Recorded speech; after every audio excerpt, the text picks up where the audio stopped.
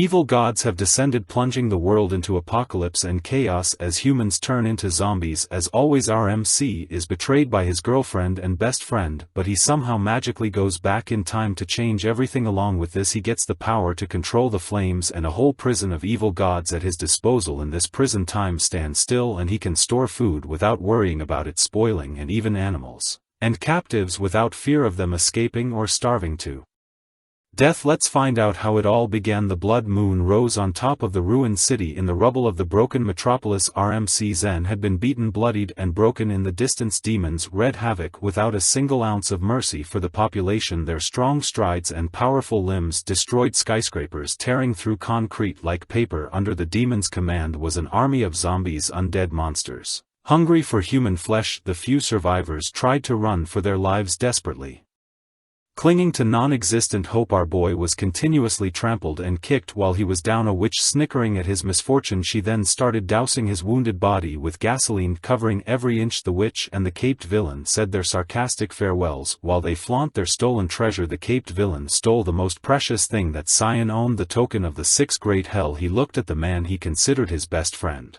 as the gasoline painfully stung his open wounds. His only concern was the well-being of his missing little sister. The villain stimulated the token, summoning the power of a monstrous bear that was wearing the skulls of its victims as a necklace. The smug villain confessed that Sion's adorable little sister had already been dragged to her miserable resting place for being a nuisance. At least her pure blood was still quite useful for something else. As furious as he was, Zion did not have the strength to stand up, let alone fight back. The retreating survivors looked up to the villain with hope. They knew him as Shujun, the strongest ability user blessed by the gods. As Shujun took the witch into his arms and flew away, he left Zan with a painful parting gift, a lit lighter aimed to burn him alive. The giant demon continued its destructive advance until it was met with the summoned giant bear unchained from its restraints. The gargantuan animal wrestled with the pale demon. It was a full-on kaiju battle. At the same time, Cheyenne's body was swallowed by the fiery ignition. He gritted his teeth through the agonizing sensation of his skin being burnt to a crisp as he desperately wished for a do-over. Cheyenne vowed that if the afterlife exists, he definitely won't let those who wronged him go unscathed. Fueled by hate and agony, his right eye assimilated with the flames as he heard a playful voice granting him his wish. His heartbeat slowed to a crawl, and with one final pump the flow of time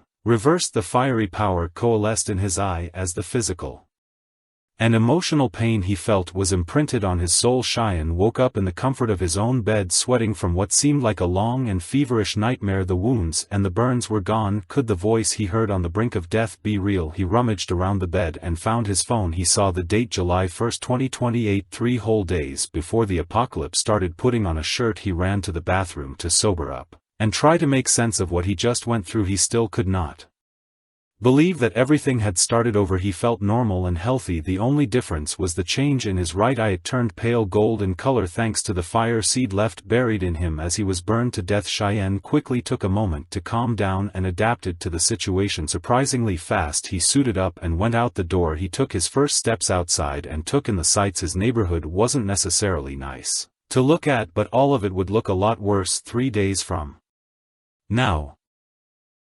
The apocalypse will arrive and it will turn many humans into zombies. Along with the descent of strange gods, some humans would awaken powers to stand for themselves, but resistance would be ultimately futile. Cities would be turned into hellscapes overrun by demons, with the few survivors fighting for limited resources to survive. His girlfriend, the witch Rulin, and his best friend, the traitorous Shijuan, would betray him without batting an eye. Speaking of the literal devil, Rulin started ringing him up. Cheyenne picked up the phone and the shrill voice immediately blared. She criticized him for not answering right away, asking if he was trying to break up. Ruan had always been like this. Whenever something does not go her way, she threatens to end the relationship. In the past, his foolish and pathetic self would anxiously and desperately try to appease her, but now he could not give a single flying. He simply answered sure, confusing the witch. She was expecting Zan to beg for forgiveness like a puppy. After all, Cheyenne doubled down, finally breaking it off with the witch. He tired of her conniving, as he does not want to be a glorified servant anymore. He hung up and stashed his phone in his pocket, gaining some semblance of peace. He locked in. Zion knew that he had to hurry up and take care of business. With his limited time back in Rulin's home, she angrily threw her phone away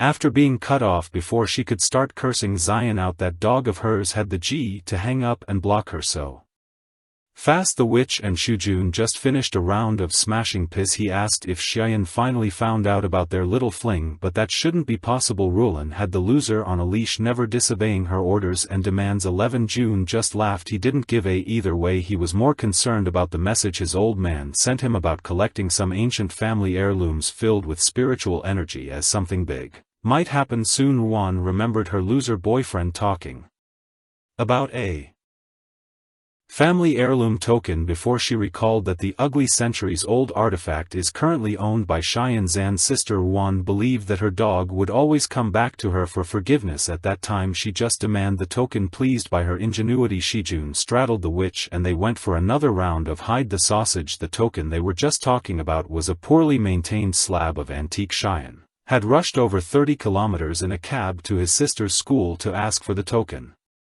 Ditching his day job, Xian asked what was wrong with his eyes and he refused to explain. He just asked his little sister if she trusts her big bro. They have been incredibly close since they were young, so obviously she did. The two have always relied on each other growing up. If there is one person that Xian would trust unconditionally, it would be her big bro. She knows that everything he does is for her own good. Since that was the case, Xian tasked her to pack her things and come with him.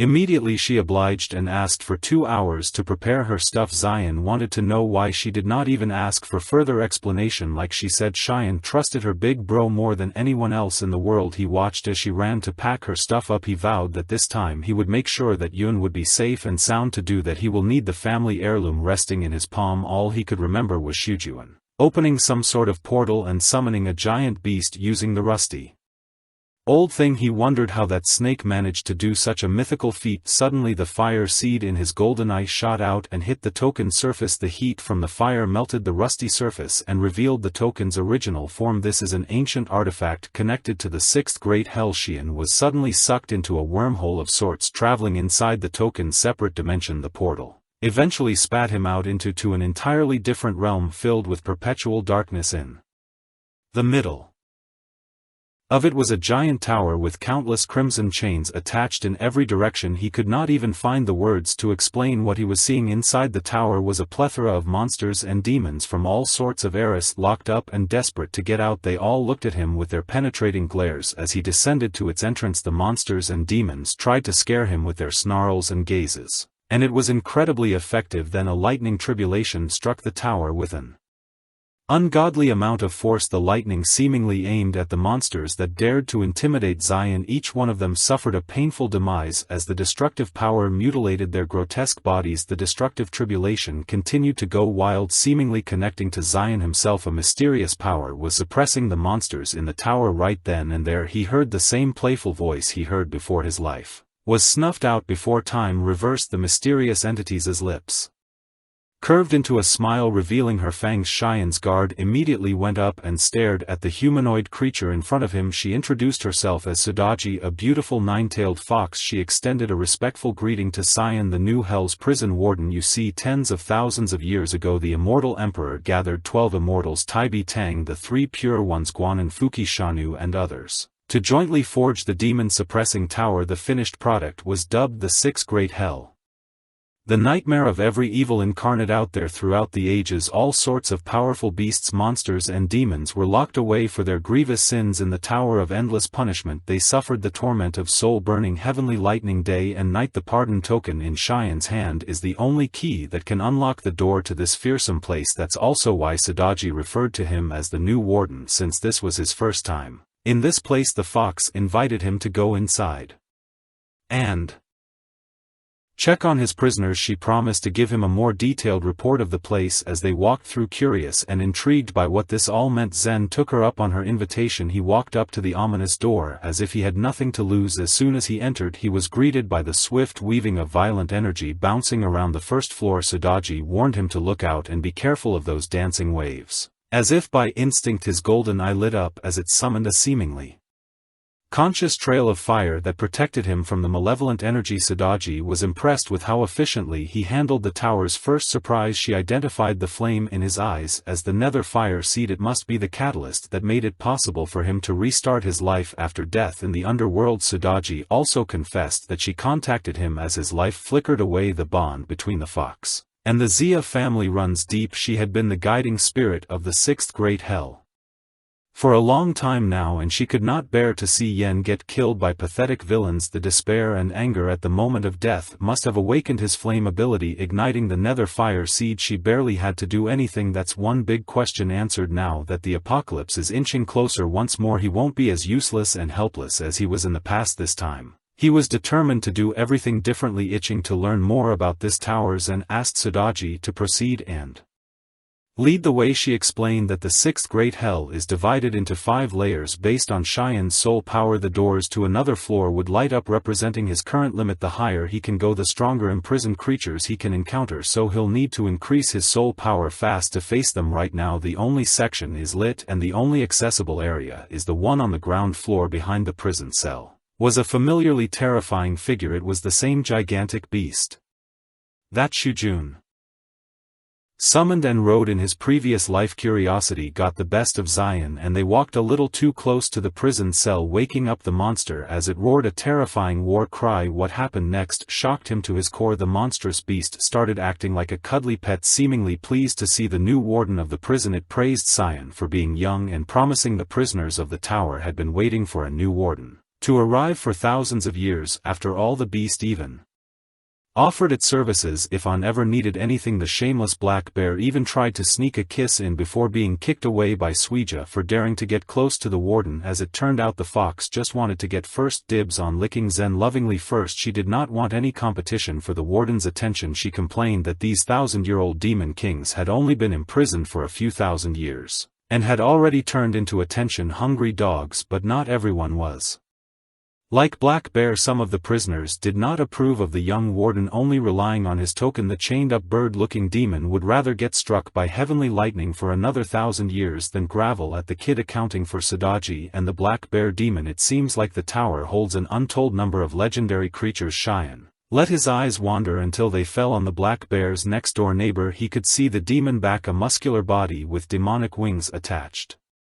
The demon turned around, showing its humanoid face with a sharp beak. He recognized the demon from the ancient stories and myths, the thunder god Lugenji. Sudaji praised the warden for immediately recognizing another prisoner. At a glance she clarified that in this world monsters are ranked as soldiers, generals, commanders, kings, sages, and beyond. Since Xian only had access to the lowest level of the tower, he could only see general-level criminals. The stronger he becomes and the higher he goes, the stronger the prisoners he could encounter. It is said that the topmost layer even held sage-level immortal criminals. Sudaji had heard Lady Newa sigh about how they once held god-level beings in the tower, but they had been lost to the sands of time. The fox urged the young warden to work hard and ascend the ranks to control the entire prison. Cheyenne was more than just a little overwhelmed by the scale of this responsibility. The tower is more formidable than anything his mind could have imagined. The general level beasts on the lowest level are already powerful enough to cause ruinous amounts of destruction with their power. The prisoners on the top floor must be world-ending nightmares, but no matter what abomination was locked up on top, they would all just be prisoners under the warden's control. In the future, in the coming apocalypse, he has the potential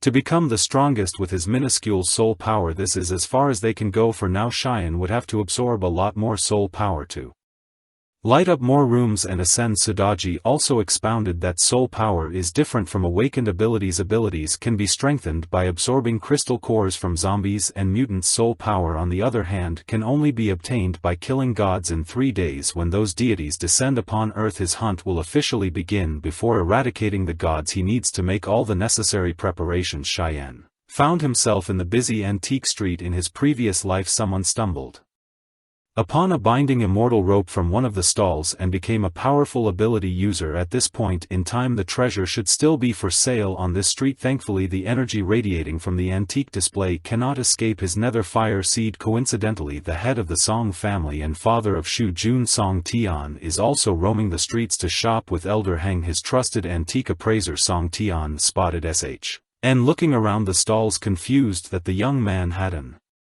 interest in The wares he remembered reminding his son to pick friends that would be useful one way or another, and Shujun assured him that Zion was just a foolishly loyal guy who was easy to manipulate. Tion did not pay the young man too much attention and continued their search for valuable antiques. Elder Hang assured him that with his discerning eyes they could get a decent haul. It's too bad that most antiques on display are useless. Tian just got back from an ancestral worship ceremony where he dreamt of his ancestors telling him to search for ancient artifacts he did not know what for, but he decided to give it a go. Suddenly Elder Hang lit up at the sight of a gourd tied to the door of one of the antique shops. The old man immediately ran to snag it for the taking, but someone else had already gotten to it. The shop owner was glad to find another gullible customer he could scam, but that gullible customer was Yayan. The owner spouted some about the gourd being an artifact from the Ming dynasty. He set the price at 10,000 and Zan immediately recoiled at such an expensive price tag. The young man pretended to inspect the gourd for any damage or peculiarities. He argued that the gourd had cracks and it was tied with a cheap broken string. Cheyenne started haggling for the antique, setting his price at 100 yen at most. The shop owner immediately grabbed the gourd out of his hands and told him to piss off. At that moment Elder Hang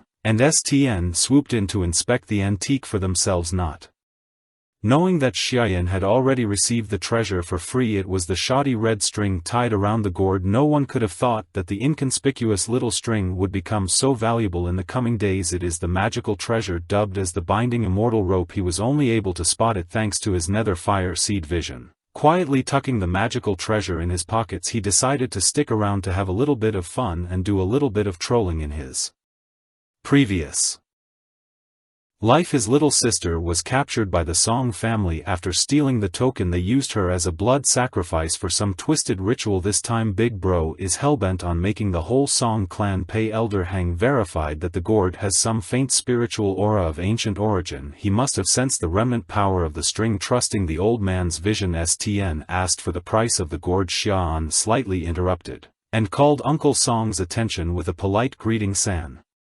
returned the greeting and made some small talk. The shrewd businessman even brought up the ancient heirloom that Kayan had, saying that he wanted to talk about possibly acquiring it later. In reply to that bold proposal, Zion raised his voice and Nam dropped the wealthy Song Tishan as loud as he could to attract everyone's attention. He strongly implied that Uncle Song must be trying to buy something very valuable with the streets full of enthusiasts trying to strike it rich in Antique Street. A crowd of fanatics quickly surrounded the stall and saw the famous Elder Hang the appraiser. The hungry hyenas quickly offered a higher initial price than 10,000 for the gourd. San was irked by the ensuing bidding war, asserting that he found the treasure first. The bid had quickly reached 20,000. The antique enthusiasts drove up the price to 50,000 in the blink of an eye as the shopkeeper encouraged the bidding war to line his pockets. By the end of the brutal auction, Stian had to pay 70,000 more than the asking price. He was supposed to get a possible treasure for just 10,000 but ended up overpaying because of Xiayan's stunt. The young man stuck around to talk to Song Tian about his family heirloom. Uncle Song remained civil and asked the young man to see the token. He quickly took it out of his pocket and willingly let them see it from afar. Elder Hang could already tell that the token was a real treasure and he wanted to take a closer look too. Confirm. Cheyenne quickly put the token back into his pocket and denied their request for a closer look. Stian tried to appeal to the young man's friendship with his son, asking for a favor for his dear old uncle. Cheyenne asserted that he had nothing to do with Shujun anymore, and if there was nothing else he'd take his leave. Finally, Stian offered compensation for just inspecting the artifact. Cheyenne took his phone out, showed them his PayPal ID, and asked for 10,000 for a 1-minute inspection. He could give them 5 minutes for a thorough look in exchange for 50,000. San gritted his teeth and gave in. Bro is just getting scammed left and right. Uncle Song begrudgingly transferred the money over and the young man tossed the token to Elder Hang while the suckers were inspecting every nook and cranny of the artifact. Zion was already busy spending his cash. He ordered an ample stock of water and food. Since there are empty cells in the 6th Great Hell Prison, he could just store his supplies there. Sudaji informed him that any item placed in a separate dimension would remain unchanged. He could even store some live animals there, so she requested some chickens to snack on. She was Fox after all. He bought so many essential supplies, from raw ingredients to perishables, that the vendors might think he's starting a farm. It did not take too long for him to run out of funds. Money really does run out quickly these days. After 5 minutes he asked the old ass duo if they wanted to buy some time extension, but San was already sold. He wanted to buy the token for himself when the young man responded that he was open to selling. The old man lit up with glee, but the price point he set was way too much. Cheyenne started negotiations at 10 million. The glee on their faces just seconds ago vanished. Cheyenne quickly retrieved the token and asserted that it was an heirloom that had been passed through his family for thousands of years. He believes that 10 million was a fair price, but he was just giving them an unrealistic offer. With that being said, he took his leave. Elder Hang believes that the token was a genuine antique, but it should only be worth around 500,000. The old appraiser believes that he could get the token for 100,000 if they negotiated, but San was done with reasonable methods. He thanked Elder Hang for his help and asked him to take his leave. The ruthless business mogul called his son 11 June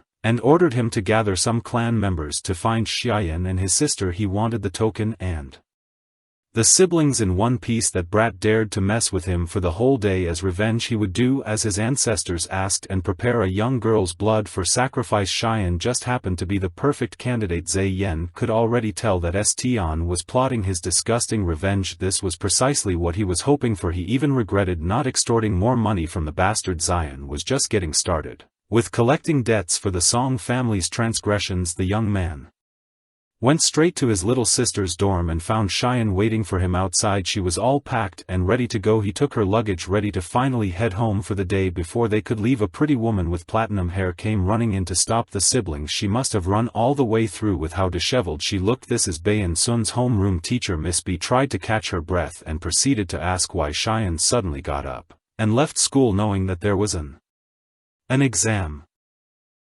the next day, an exam that would be crucial for her future. Cheyenne introduced himself to the teacher and confessed that he was the one who was pulling her sister out of school for a temporary leave. Miss B argued that Cheyenne is the top student in her class. She knew that the siblings' parents had passed away, leaving Kayan to take care of his sister. Miss B expected him to be a responsible guardian, not the type to strain his sister's future. She refused to let her most promising student go without a valid reason. Miss B believes that Cheyenne has a bright future ahead and the young man is ruining it. The passionate teacher firmly believes that as long as the earth isn't exploding, Cheyenne should not take this temporary leave for whatever reason. Miss B quickly realized that she must have crossed a line with her words, but she was just concerned for her prized student. Feeling bad for intruding on family matters, she still insisted on continuing Cheyenne education. Cheyenne took it pretty well. He thanked Miss B for looking out for his sister's best interests. As a token of his gratitude, he gave the teacher some valuable advice. With a serious tone, he asked her to stock up on as much food, water, medicine and weapons as soon as she could. Most importantly, she should prepare a large supply of painkillers to help her get through the tough times ahead. Miss B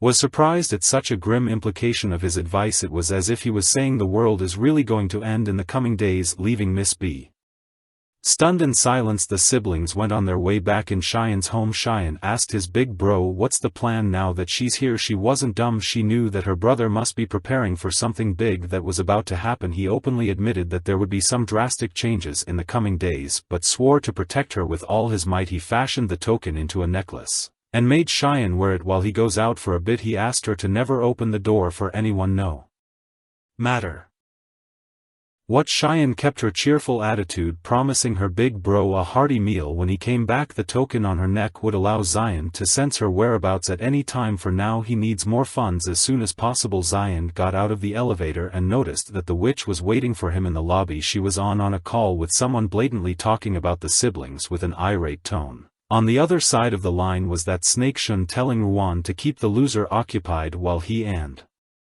his boys do their thing. Seeing that Kayan had finally shown his face, the witch tried to use her feminine charm and invited him to grab a late-night snack with Shujuan. Like old times, Cheyenne doesn't want to waste another breath with this witch, so he just shoves her out of the way. But Rulan was either extremely persistent or she just couldn't read the room. She grabbed his arm and asked if they were really breaking up. After everything they'd been through, she thought he was just being childishly jealous about something, so she came all the way out here to see him. Cheyenne pushed her once more. Just the thought that he was ever in a relationship with her is making him sick. He warned her to stay the hell away from him from now on. Ruan went on the offensive, calling him ungrateful. Her words no longer held any power over the young man. Cheyenne just exited the building, leaving the conniving witch. Ruan's ego was shattered, and she quickly reverted to being the demanding waste of space that she was.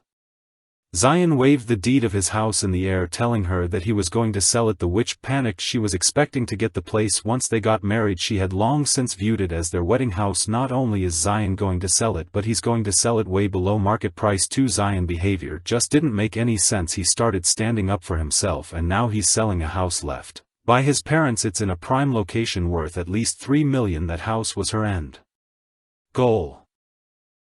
That's why she dated him. Quickly thinking on her feet, Roland returned to her gentle demeanor and asked how much he would sell the property for to make the process easier and quicker. He's going to put it up for just 1 million won. Was flabbergasted, thinking that Zion must be in some sort of trouble and needed to sell the house to pay off debts. The young man continued dangling the prospect of selling such a good property for such a low price in the face of the witch. She wanted to buy it for herself, but she didn't have the funds to do so yet. All she could do was give him 300,000 up front and pay the rest later. That's a no-oh though. Zan's not looking for an installment plan. He wanted 1 million in cold hard cash. Wan considered the factors. She knew that Shujun was about to mess with the siblings, and Zan was as good as dead anyway. Even if the witch gave him 1 million, it'll come back to her. All she needed was to trick him into completing the property transfer. Finally the witch caved in and agreed to a deal, inviting him to the real estate office ASA. At the real estate office, Ruan hopped on a call with her mom to get the rest of the cash, assuring her mother that the money would come back without a fuss. Witch's mom criticized her for dating a broke boy to the point of spending her own money and the family savings to buy his house. The witch nearly cursed her mom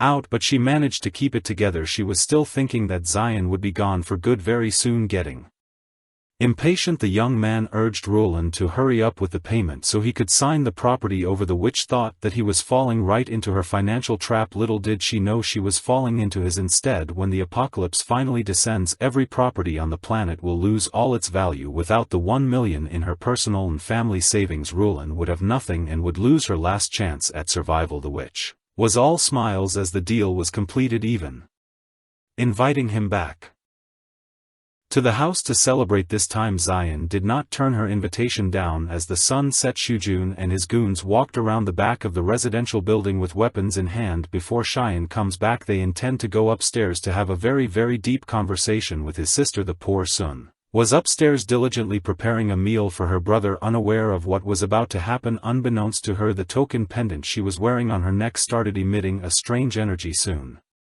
the group of bandits led by Shijun were right in front of the apartment door. The bastard Shijun knocked on the door and called out to Cheyenne. He hoped that the girl would open the door for him since he was her brother's friend. Hearing the knock, Sean went to the door. However, she was in no hurry to open the door. Even though she recognized Sean's voice, she said that her brother wasn't at home and asked Shijun why he was here. He laughed in his usual manner and replied that he already knew about it. The bastard began to assure her that her brother had gone to buy ingredients for dinner while he had been asked to return home first. His words seemed very true to Sean, for she had no idea what was waiting for her on the other side of the door. Unconsciously she reached for the door to open it, but suddenly she remembered the words of her brother who warned her not to open the door for anyone. Her brother's words instantly made her change her mind because she trusted him more than anyone else. Turning to Shijun, she told him that he would have to wait until her brother returned. Her answer made the bastard furious. His friendly mask evaporated and his tone of voice became irritated. He pretended to be offended because she feared and distrusted him and began to demand that Cheyenne immediately opened the door. But with this behavior, this jerk only made things worse because Xia Yun only became more convinced that she should not open the door. Realizing that his plan had failed, Shijun decided to go for more drastic methods. One of his friends had already brought a box of tools. They were going to use them to get inside the apartment. For these guys with criminal backgrounds, picking locks was not a new thing, and a lock like this should have fallen in minutes. While his friend was picking the lock, Shijun started to ask Sun if the symbol of their family belonged to her. Unsuspecting, she replied that her brother had just put it on her. The bastard's question didn't make much sense. His only purpose was to distract the girl while his gang broke the lock. Soon they had indeed succeeded in doing so. The very next moment, a bunch of scumbags with bats rushed inside. Isn't it a bit much to invade the home of a defenseless girl? Next time they should get a bigger gang to be sure. Then the rest went on as expected. They grabbed Cheyenne and Shijun started insulting her. He started talking about how it would have been over a lot faster if she'd opened the door first. He felt like a god now because he had the relic. That his father wanted as well as Sun's sister. All that remained was to bring that insolent bastard to his knees and make him apologize. After freeing herself from the bastard's grip, Cheyenne began to ask Shijun why he was doing this. After all, as she thought he was her brother's friend, Shijun had no intention of hiding anything else. He replied with a crazy smile that he was only friends with her brother because he was a naive fool, who was very easy to manipulate. He didn't even hide the fact that he had done many dirty things which he planned to blame on Kayin. Cheyenne couldn't believe it, but the reality was cruel. Shijun turned out to be a real bastard who kept bragging about his vile deeds, including his relationship with her brother's girlfriend. His touches were vile, so Sun demanded to let her go. However, her words only made things worse. In response to her plea, the bastard only slapped her face. He told her not to even think of screaming, otherwise he threatened to gag her with his socks. Shun's friends were just as scum as he was. They started asking if Cheyenne was the proper age, to which he replied that they could check it out for themselves. Who knows what might have happened next if it wasn't for someone's sudden laughter. Its owner turned to the guys and asked if they had ever heard of the Wine Lake and Meat Forest. Immediately after these words, the surroundings seemed to magically begin to change. Just a couple of moments later, the guys found themselves in a lake with a bunch of beautiful girls. The atmosphere was so beautiful that they didn't even have any questions about how they got here. It was literally a heavenly place, at least it would seem so. At first glance, the girls kept hugging them and giving them meat and calling them kings. When asked if they liked the meat, the guys said it was incredibly delicious. Nothing seemed to portend trouble, but suddenly the atmosphere changed and a white-haired girl with a wry smile said that the meat they were eating was their own. Right after that, all the girls suddenly disappeared and the water in the lake became blood-colored. The haughty smiles on the bastards' faces changed to fear and terror. The paradise place they were in had turned into a real hell. Sadaji, who had created all this on purpose, asked if they didn't like the menu. While these wretched bastards' minds were imprisoned in the world of illusion, in the real world they were writhing in agony. They didn't even realize that their punishment had just begun. Cheyenne only watched from the sidelines, not realizing what was happening. Finally the bastards came to their senses, scared to death of seeing the ghost, but they still couldn't understand where the illusion ended and reality began. Shijun was holding up better than the others, but he also didn't understand where the ghost illusion came from. He and his gang had killed many innocent souls, but now for the first time they felt fear and hesitation in front of this little girl. Then the idea came to him that the reason could be this strange token. Shijun took it out and started yelling at it, calling it broken old trash that couldn't kill him in any way, but the power contained within the Hurlum token thought otherwise. A clawed paw appeared from the token and quickly made Shijun realize who the trash really was by leaving deep cuts on his face. The bastard immediately screamed in pain and let go of the token, which immediately rolled across the floor. It finally fell right at Zan's feet. Our hero picked it up and went into his apartment. He returned just in time to watch the wretched criminals in person and punish them properly. The Shijun gang immediately realized how much trouble they were in, but then the witch Rulan appeared, demanding an explanation of what was going on. As soon as she saw the injured 11 June, she rushed over to him. The rest of the gang began to come to their senses and Shijun ordered them not to let our hero leave with the treasure. Shai only had time to warn her brother to be careful.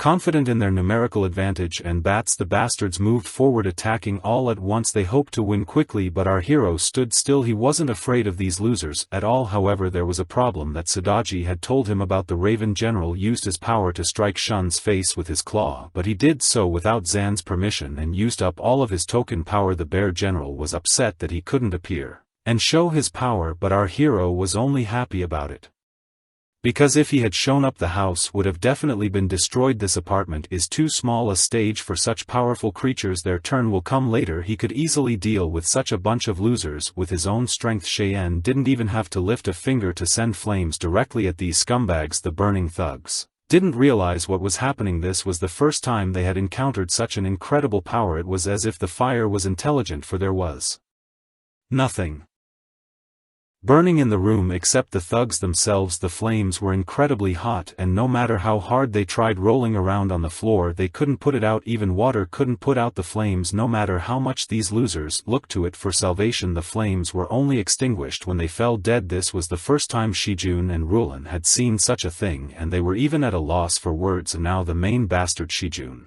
was truly afraid for his own skin. He had no idea That Xiaoyan could use magic. The frightened witch Rulan begged Xiaoyan to stay away from them and instead remember that Shijun was his best friend and she was his girlfriend. Our hero was in no mood to show mercy to such trash. Shijun dared to come to his house, took his sister as hostage and tried to steal a token, and Rulan the disgusting witch had acted to distract and delay him. Just looking at them made Kayan simply sick. And they still dare to reminisce about their old friendship. Shijun stood up and started to play the most innocent person in the world who doesn't understand what Xiaoyan is talking about. At the same time he quietly whispered to Rulan to go and distract our hero since she was his girlfriend. Shijun himself took out a knife behind his back and continued to tell how he couldn't wait to be the best man at Ru and Zan's wedding. Wan started to play along with him and asked our hero to marry her. She was even ready to forgive him for having nothing. Isn't that true love? The only thing she wanted to know was how he got such power, and then she would love him forever. At first it seemed like her spell had worked and Shijun saw it as an opportunity to make a sneak attack, but it was all useless.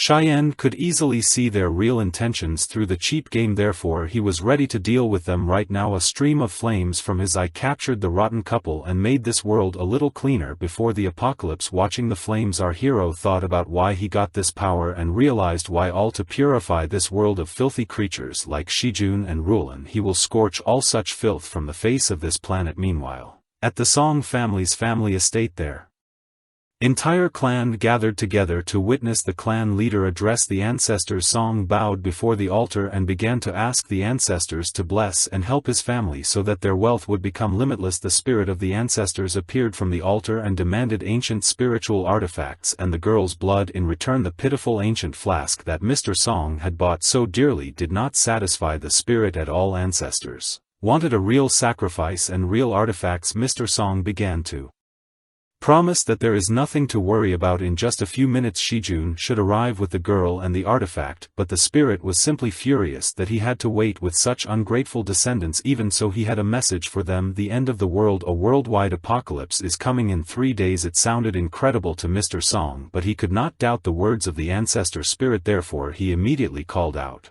to his clan urging them to immediately send all their manpower and resources to buy up water and food in large quantities. If what the ancestor spirit said was true, the end of the familiar world would come very soon. Song also sent his assistant to quickly find Shijun and his captives. They need to make a sacrifice as soon as possible. However, no one had time to even move when the estate's gate shattered into pieces. Xiaoyan epically entered the scene and brought with him a piece of trash called Shijun. Now Mr. Song could not worry about him not showing up. There was one thing though: Shijun arrived in the wrong state, but our hero came to this hornet's nest by himself. Mr. Song was shocked to see his son in such a state. He couldn't even imagine how a loser and poor man like Zion dared to do such a thing to his son and then come to the family estate, destroying everything in his path. Song immediately ordered the clan to kill this insolent guy. A dozen bandits immediately rushed towards our hero. Xiaoyan could only laugh at their foolishness. He closed his eyes while preparing a fiery greeting for them, and when he opened his eyes again flames burst out. Zion tagged each bandit with a mark, and after that nothing could save them anymore. So our hero went through their lines without any problems, and the flames hit only those who tried to stop him. Now he was left alone with the frightened Song, who immediately lost all his arrogance. Behind Xiaoyan the remnants of the gang were squirming in the flames, and our hero was about to make the main villain pay, but even cornered and scared to death, Song wasn't about to give up. He had one last hidden trump card up his sleeve, a gun, and he was going to use it without a doubt. However, just as he pulled the triggers and used his flame control ability and blew up the gun right in the villain's hand, Mr. Song was injured in 2 hands at once. Our hero only laughed at him, saying that he shouldn't have played with gunpowder. Xiaoyan himself couldn't get enough of his strength, even though he was of a low level. Void fire gave him incredible abilities. With it he could simultaneously control 10 flame sources with a volume of up to 10 square meters, but if there were explosives nearby it could be even more. While our hero was thinking, Song used this moment to reach the altar and seek the help from the ancestors. The ancestor spirit couldn't allow the Song family's last heir to be destroyed, therefore it used its flame power to attack Zion. The power of this flame, amplified by the evil spirits, was so great that even our hero couldn't do anything. He even received substantial damage and was forced to retreat a little. At the same time, the wounds of Mr. Song and the rest of the clan members were healed. Now he had regained his confidence in himself and the strength of his ancestors again, and began to promise a very quick death for our hero. This time Zion was facing a truly formidable opponent, to say the least. It was a real deity. Our hero really didn't part to expect the Song family to have their own god before the end of the world. After all, initially he just wanted to steal a few ancient things and make some money, but it turned out to be more complicated than he thought. The angry god who intended to destroy him was clearly not part of his plans. Fortunately, Zion managed to dodge the first blow. However, the deity was not going to stop. He tried to swat him as if he was a fly. At one point it even looked like he had succeeded. Seeing this, Mr. Song began to celebrate his victory, but soon the expression on his face changed to shock and horror. What caused this? Well, it was simple. Our boy was safe and sound, and he was also riding the god himself. To understand what happened, we'll go back in time a bit. Just a moment before the attack, Sudaji had informed Zion that the deity in front of him was a natural fire spirit. Thanks to the family incense, he had managed to accumulate a lot of soul power over the past 1,000 years, and now he was literally one step away from descending to earth in his true body. If our guy managed to capture and absorb him, he would be able to strengthen his fire abilities as well as strengthen his soul power. Currently his token lacked soul power, but if he dared to take the risk, there might be a chance of victory. Zion didn't quite understand what Sudaji was talking about and asked what she meant. She said that in order to pull this off, he needed to extract his own soul power and infuse it into the token of great crimes. Then he just needed to give an order and call one of the prisoners to help him. Cheyenne realized that he could indeed do this. However, in the event that he failed in capturing the Fire Lord and died, the one he summoned could escape from the prison. Insidious Sudaji inquired if he was willing to take the risk, but our boy had no intention of following her lead. The fox offered him 2 options, but he chose the third. The very next moment he began to pour hellfire from his right eye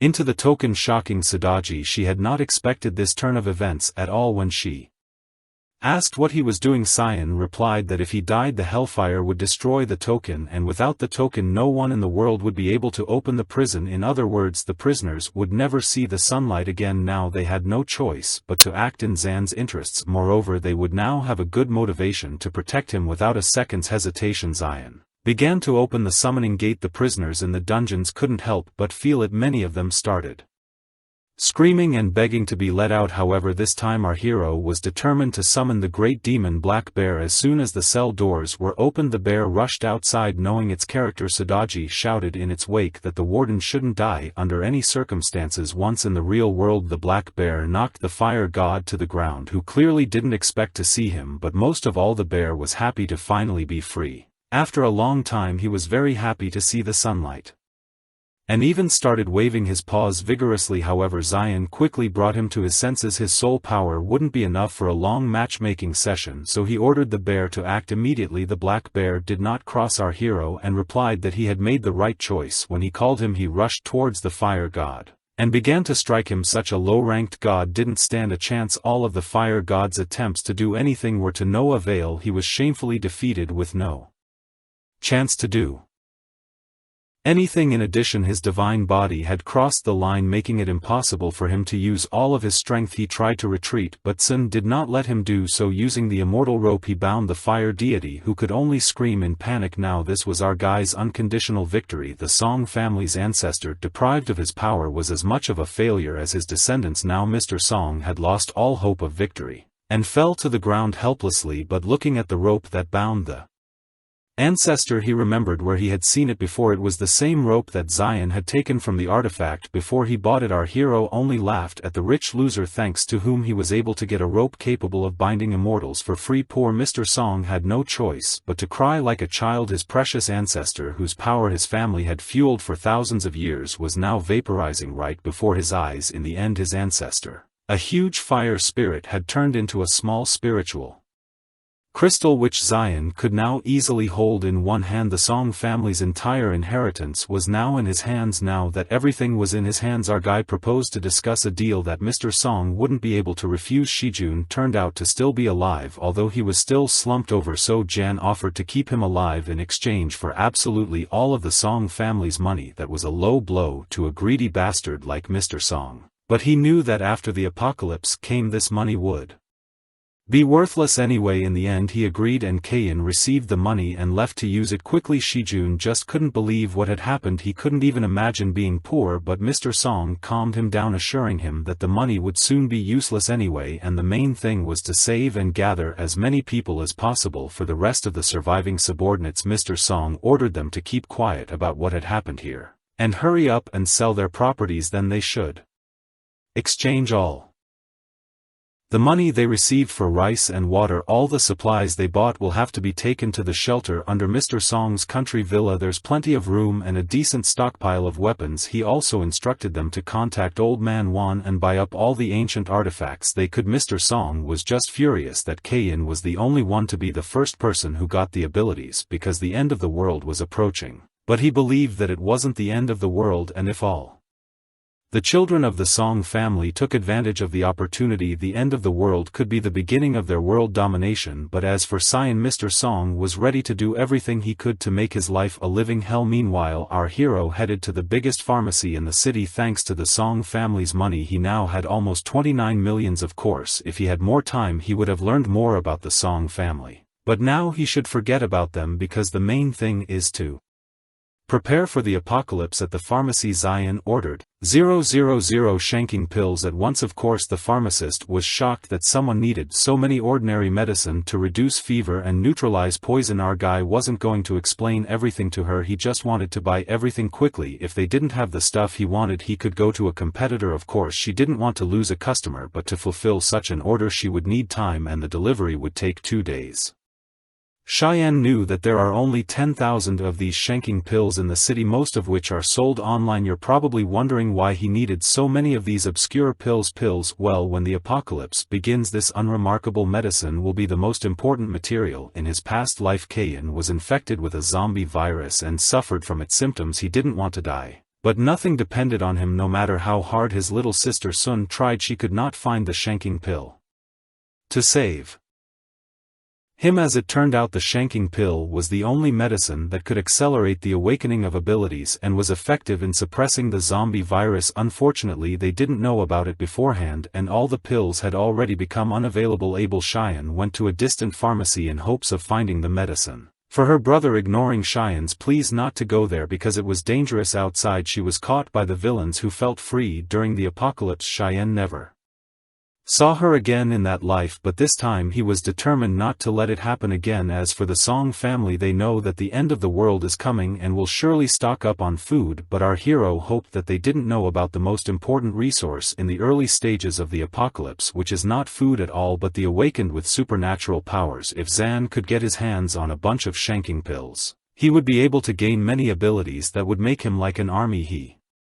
took out his token and ordered his hellfire to ignite. By doing so, he consumed the fire spirit he had sealed in the Song family's ancestral estate. Immediately afterward, he awakened the power of the flaming lotus, and Sadaji didn't miss such an opportunity to congratulate the warden for successfully improving his ability with the power of the flaming lotus. Cyan would now be able to break barriers and destroy illusions. For example, now the illusion of the wine lake and meat forest will not be a hindrance to our hero. But that's not all. Also, now he can more accurately control the shape of fire and even create a fire sword for himself. In the end, absorbing that fire spirit was even more useful than Zan had expected. As you can imagine, this ability was not limited to a single fire sword. As soon as he entered the dungeon, Black Bear and Sadaji began to fight for his attention, all because this dungeon had a sin karma system. Every time prisoners perform tasks for the warden, their sin would be reduced and the conditions of their imprisonment would be lessened. For example, a black bear reduced his sin karma to 90 for helping to fight a fire spirit ancestor and received an extra portion of meat for it. Such excessive attention from the prisoners did not please our hero, and he pushed them away. The Thunder Raven was watching all this. He despised these weak mutts who are ready to crawl in front of the warden for a small profit,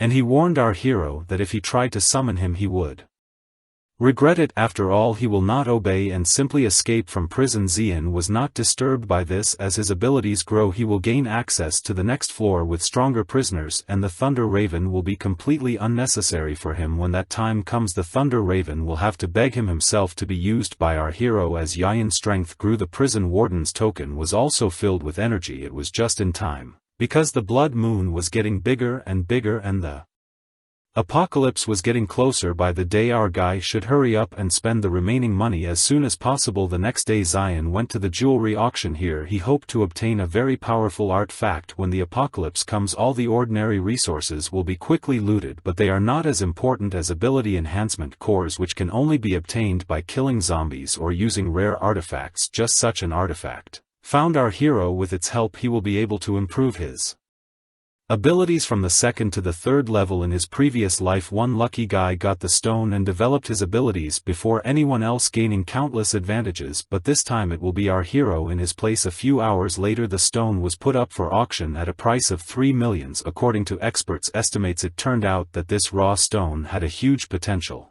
and the jadeite inside it could be worth at least 5 millions. Immediately buyers began to raise the bids and gradually reached 4 millions, but suddenly some rich son of a bid 5 millions at once, and everyone else lost interest, because if this rich bastard was interested in the subject, the others did not want to cross him, knowing that he owned one of the biggest companies in China. As a reward for staying out of his way, he invited everyone to have a drink at his expense. Next time suddenly Cheyenne entered the room and raised the bet to 6 millions. Everyone around was puzzled as to where this student had come from and where he had gotten such money to bid. One of the organizers of the auction immediately ran up to our guy and said that they have a membership system here, and to participate in the auction must have a black bank card as proof of solvency. Fortunately, with tens of millions in his account, Zion already had such a bank card. As soon as this guy saw the card, his behavior changed drastically. Meanwhile, the auction continued, and the girl leading the auction asked if anyone wanted to be you more. Of course, that rich bastard was not going to give up so easily and raised his bid to 7 millions, but that didn't help him. Cheyenne didn't change his mind and immediately bid 10 millions. Everyone was shocked by such a bet. It far exceeded the price of the processed gem inside. The girl that was with that rich bastard advised him to calm down and not to continue to measure his dignity with this loser who only pretends to be rich. Surprisingly enough, he listened to her and backed off, but finally asked her what our hero's name was and promised to memorize his name and how cool he is. Maybe the next time they meet victory will be on his side. Finally Cheyenne got what he wanted. Even just holding the container with stone in his hands, he could feel its power and his eye lit up with red flames. There was nothing more for our guy to do here, and he headed for the exit. Behind presented the next lot, an ancient feather fan inlaid with precious stones. No sooner had Zan reached the door than the frightened cries about monster and requests for help were heard behind him. Everyone was trying to save their lives when the spirit of a giant snake burst out of the fan. This snake had an almost human face and flew straight at our hero, ignoring everyone else. Cheyenne speculated that the summoning of this monster could be due to the fact that this fan before the auction was lying too close to the stone and managed to absorb some of its energy.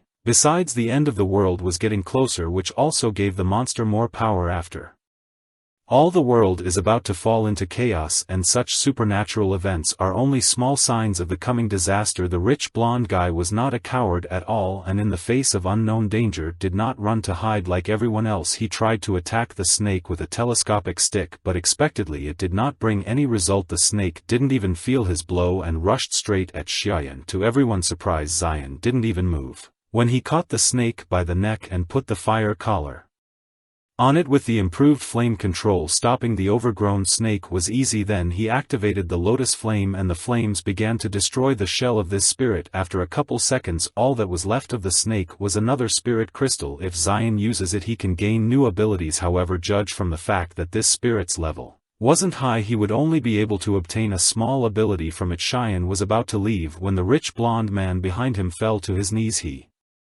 recognized that our hero was a true master and wanted to become his disciple to obtain a similar power as well. However, he would have to wait. All in good time. After a couple of hours, the front of Zan's house was covered with boxes and cages with animals. This all started to attract the attention of his neighbors. They were puzzled as to how Cheyenne had gotten so rich and why he had bought so many things. Most of them concluded that he was going to start his own business, and were happy for him. However, not everyone was so kind. There was one nasty lady who did not like that Zion was doing well. She was sure that he would never be able to open his own store, but the main reason was that Auntie Jiang had her eye on the warehouse that belonged to Xian. She wanted to get her hands on it to open her own store. Of course she didn't want to admit it now. Just then our guy came in and didn't pay any attention to the crowd of neighbors. He just walked past all these onlookers wondering what else he could buy with the money left over after buying supplies. When he got closer, the delivery man informed him that they had delivered everything and asked if Zion wanted to count it all, but our hero was not going to waste time on that. In addition, another car should arrive tomorrow and most likely the goods will not fit in this warehouse. At least that's what the delivery guys thought. In order not to draw too much attention to his abilities, Zion decided that he would pick up everything himself from their central warehouse tomorrow. Jiang overheard all of this and was shaking with envy. She couldn't understand how Zen had gotten so rich. She knew well that he was an ordinary orphan who had long lost his parents, and he dared to get in her way. How dare he open his store in the place she had first favored? Meanwhile, her little rascal grandson wanted to take a piss, and it looked like she wasn't raising him properly. This little rascal, for such a case, ran straight to the boxes of our hero. This kid was really shameless. His grandmother's reaction was not right. She even praised him and began to justify him in front of Zion, that he is small and he can do anything. However, our guy did not think so. He quickly grabbed him by the collar and brought back to Jiang. At the same time, the little boy also managed to give her a golden shower. What did you expect? It's a dumb Chinese manhwa and the jokes are the same. Jane got mad and said that Zion can't behave like that. The kid is just playing and he's treating him like that. Of course the kid started crying. However, all this did not bother our hero. It is his property, and they should stay away from it, so he just slammed the gate right in their faces. Jiang was just twisting with anger for how much she wanted to get revenge on him. Her grandson meanwhile wanted to play with firecrackers and scare the neighbors with explosions. That's when she had a brilliant idea. She will buy a bunch of firecrackers, not only for her grandson but also for herself, and in the evening they will make an unforgettable fire show together. Some spark would surely hit the warehouse and cause a fire in Zan's warehouse, and she couldn't wait to see his face afterward. Meanwhile, our guy locked himself in the warehouse away from prying eyes and started moving all the boxes and cages into his own prison. Sudaji happily welcomed all the supplies, and not for nothing she, as a cunning fox, had her own plans for the chicken she would finally be able to eat. Cheyenne, of course, didn't know anything about this, so he instructed her to place all the supplies in the empty cells. Sudaji considered herself an expert in storing supplies. She even advised Kayin to allocate an area near the tower to keep the animals. After all, if they were infused with the aura of the tower, their meat would become even more delicious, and so they would have an endless supply of chicken to eat. Suji's advice helped our hero come up with something even more interesting. The end of the world is approaching and no one knows how long it will last. Therefore, a smart idea would be to send more different animals to this prison that will help keep human civilization alive. Hearing this, the black bear advised Xiayan not to stop at animals and start growing edible plants here, but for that he would need seeds and fertile soil. Only then would he be able to grow and multiply his supplies, not just endlessly storing supplies in the empty cells of the prison, which would run out sooner or later anyway. Fortunately, Zion has already purchased enough seeds, but the ground around the dungeon is barren and empty. It is completely dry and unsuitable for agriculture. Fortunately, our hero was not completely stupid and came up with a very simple solution. He went to the nearest suburb to an empty field and decided to experiment how much land from the real world can hold his prison. Cheyenne started collecting as much soil as his ability could hold. Sudaji saw such a flood of soil and realized that it would not end well for her and shouted for our hero to stop, but no one listened to her. In the end, she was almost buried alive. Cheyenne's soul power was not enough, and the available space was too small to accommodate even more soil. Even so, our guy managed to gather 200 tons of soil, although even that didn't seem to be enough for him. After all, he knew very well that once the apocalypse began, all the surrounding land would become unusable for plants, and the currently fertile land around here would soon become a very rare resource. Therefore, there was no time to waste. Meanwhile, his evil neighbor Jiang started to execute her devious plan, and bought a whole box of firecrackers. She just couldn't wait to watch Cheyenne's warehouse burn down. Suddenly her grandson ran up to her with an antique mirror in his hands and offered to look into it. Jiang didn't know where he got it from and assumed he could have stolen it from the store where they bought firecrackers, but instead of scolding him for stealing, she praised her clever grandson for giving gifts to his grandmother. There's something wrong with his family. This crazy grandson claimed there was someone in that mirror who really wanted to meet his grandmother, so he forced her To look in the mirror right out of it looked at her a demon from ancient myths and legends, but he was more alive than all the living. Frightened Zhang immediately threw the mirror away, scared to death, but her grandson immediately rushed to bring her mirror back because he was sure that the grandmother is very fond of herself and her reflection. He made her look at herself again, and this time the demon broke through to this world, finding a suitable candidate to take over her body. After all, Zhang was as dark inside as the demons. Her grandson, like a true madman, laughed and wanted to play some more games, but he definitely wouldn't like further games now. His grandmother had become as much of a monster on the outside as she was on the inside, and her grandson was her first victim. The apocalypse had begun. The blood moon had reached its maximum size to freeze over the earth forever, and thousands of ghosts and demons burst into this world to punish corrupted humanity. Meanwhile, the last rays of sunlight were still visible on the coast near the port warehouses, still breaking through the looming black clouds. Life was still going on at its usual pace, and when the fishing boat arrived with the catch, everyone was shocked. All the fish caught were mutated, covered in pus and fangs. The fishermen didn't know if they could even eat them. They had no idea about the apocalypse and thought the fish were mutated because of sewage and sea pollution inside the warehouse. A loader came to pick up the goods, but there was something wrong with the warehouse manager. He didn't answer but sat silently and cowardly. There was clearly something wrong with this guy. Looks like the zombie virus got to him first. The loader assumed that his colleague just had a cold and suggested that he should take a vacation and go home. Suddenly a lot of footsteps were heard and the warehouse was filled with people in black suits. They asked if there were any shanking pills in the warehouse, but the warehouse worker replied that all the goods here have already been bought out by the customer. If they want to make a purchase, they should contact the sales manager and place an order. Their company will try to fulfill the order as soon as possible. But the guys in suits weren't going to wait. They were going to move everything out of here right now, and they didn't give a damn about the loader's objections. One of them just came up to him and grabbed him by the shoulder and threw him like a doll right on his sick manager. The same man hurried the others to get everything loaded faster. Suddenly someone grabbed his leg and with his claws he toppled the big man with incredible force. The warehouse manager lost his mind and turned into a zombie with unhuman strength. The other men in suits immediately grabbed their weapons. A shovel has never failed in a fight against zombies. Right together they managed to finish off the lying zombie and free the leader of their gang. The zombie was defeated, but no one realized what it had just been. In addition, the gang leader had a deep claw wound on his leg and the zombie virus had already started to enter his body, but he didn't pay attention to that. The main thing for him was to follow orders and get the medicine. If anyone tried to interfere with them, they had to be eliminated immediately. Suddenly a voice called out to them from the entrance. They weren't expecting visitors at all. It's San, who came to get the pills he spent his own money on, and these rascals are trying to steal them. The end of the world hasn't fully arrived yet and these idiots are already rushing to die. The gang leader thought otherwise. He claimed that this entire logistics port, including all the surrounding buildings, belonged to his boss. The goods hadn't left the port yet, so why didn't Zion do them a small favor and cancel his order? For this he could ask for any compensation he wanted.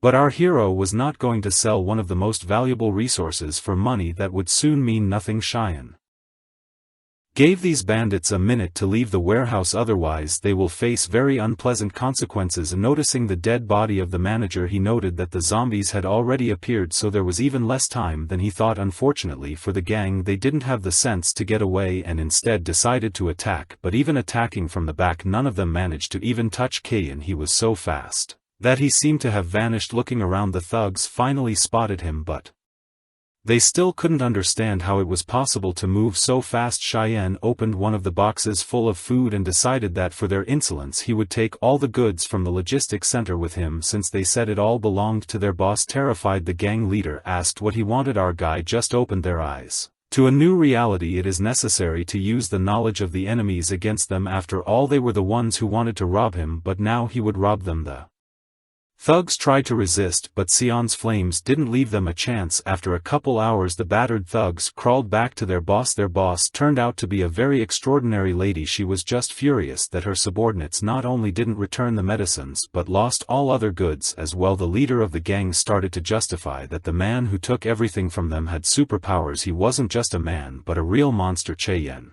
threw them out of the warehouse and closed the door behind him. When they managed to open the door, the warehouse was already empty. There was so much stuff in there, but in an instant there was nothing left. Now the only thing the lady was interested in was what this man's name was. One of her gang said that he had checked the information of the pill's customer and found out that his name was Zan. The lady thought about it. She realized that she was not the only one with abilities, and she really wanted to get a man with spatial warehouse abilities.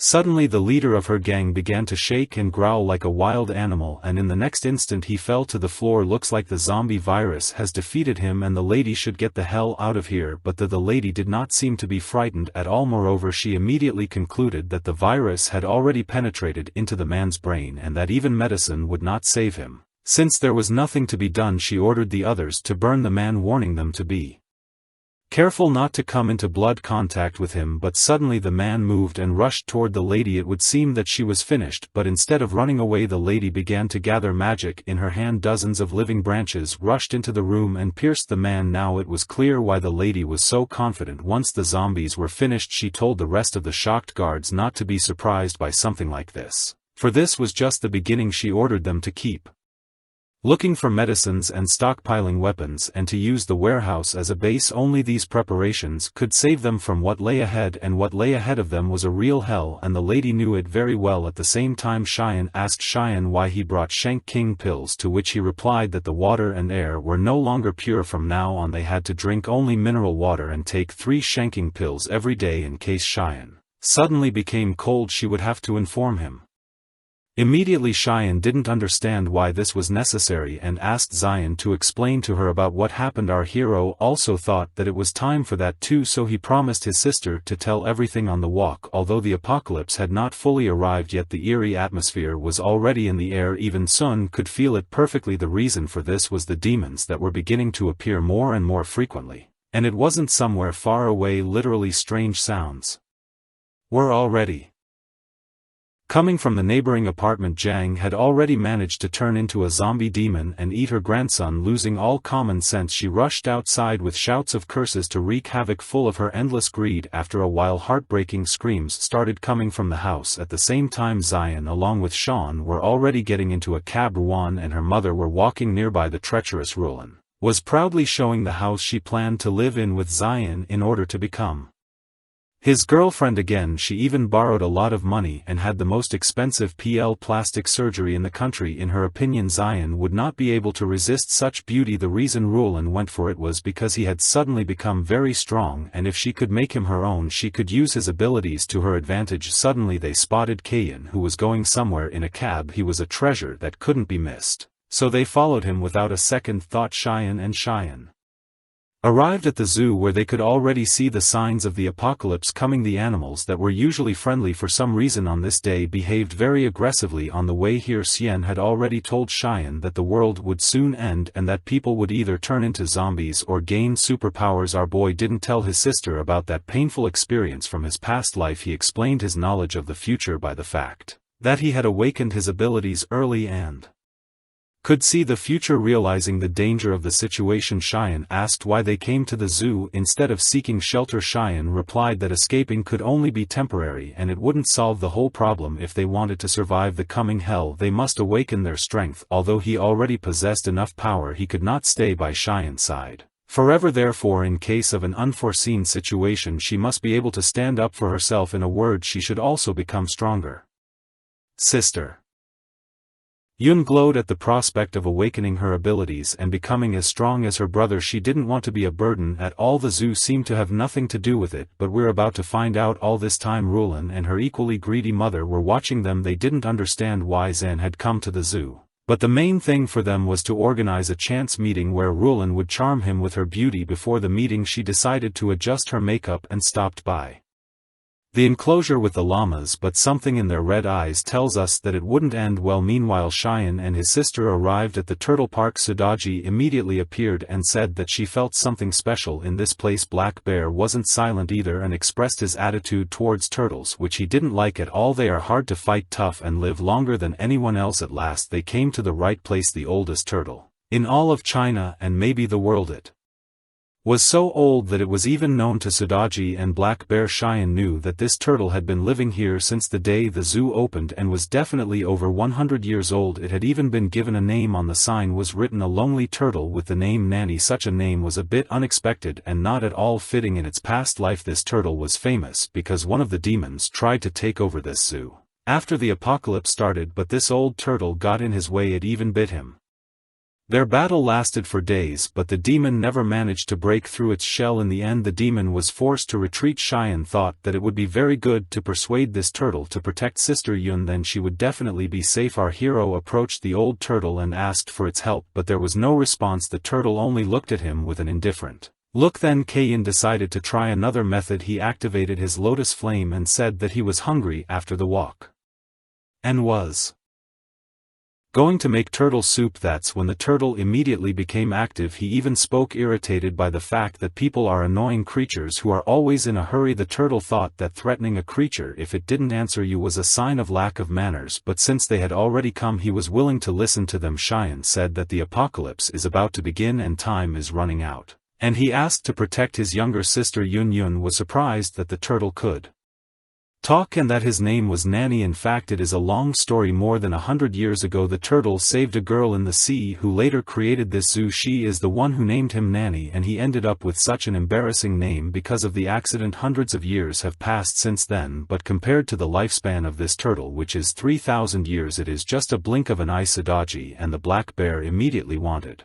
to eat the spirit of this turtle to extend their lives by a few hundred years, but our hero could not allow them to do so. Zion once again repeated his request to protect his sister and asked what conditions the turtle had for him to agree to it. Looking back at the blood moon and the general commotion around, the ancient turtle thought for a moment. He knew well that when the end of the world comes, turtles will suffer as much as humans, so our guy suggested hiding all the turtles from this pond in the demon suppression tower. There he could create a pond for them and raise them into creatures as majestic as the ancient turtle. At the mention of the demon suppression tower, the ancient turtle's eyes flashed with rage. He knew all too well who was imprisoned in that tower and who had created it. At its very top is the one who once ruled this world, and the ancient turtle was his loyal pet. He simply cannot allow an unworthy man to rule this prison. That is why he nailed to this place and waited here for hundreds of years. The arrival of the one who will have the key to the tower of suppression of demons. The ancient turtle doubted that such a young boy could run such a dreadful